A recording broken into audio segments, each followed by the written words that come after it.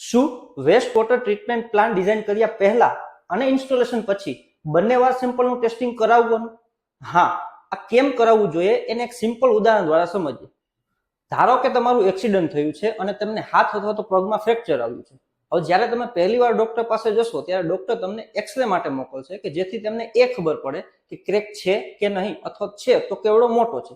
એના accordingly doctor તમને treatment suggest કરશે.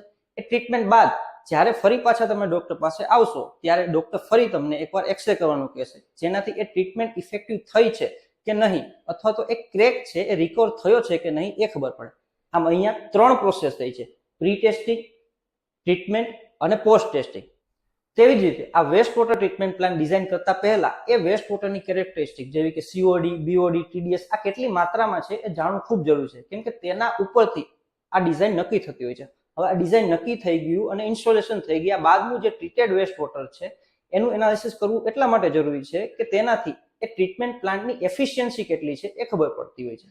તેથી પહેલા ચેક, પછી ટ્રીટમેન્ટ અને ફરી પાછું ચેક, એ પછી હ્યુમન બોડી હોય કે વેસ્ટ વોટર. Thank you.